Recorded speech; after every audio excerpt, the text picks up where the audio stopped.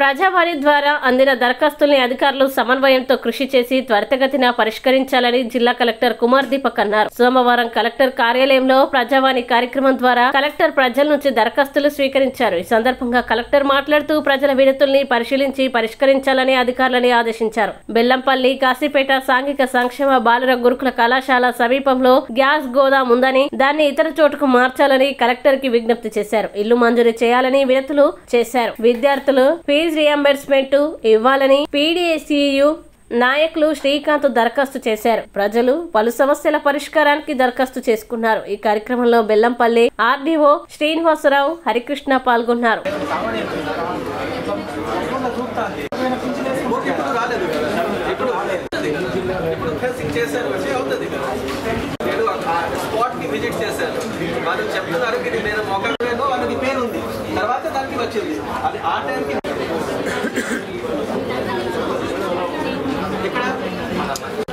అంటే నడుస్తున్నాయి కాబట్టి మీరు అట్లా ఎక్కడికి వచ్చేసారు. ఇప్పుడు నేను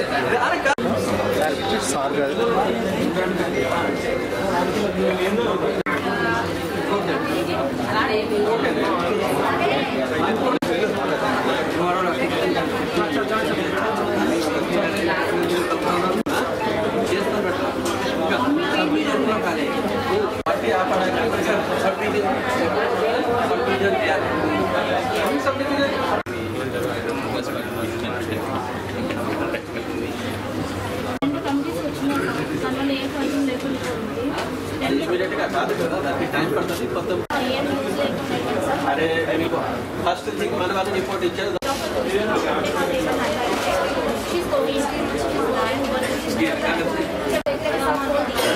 ఇప్పుడు పైన నుంచి ఎక్కడ నుంచి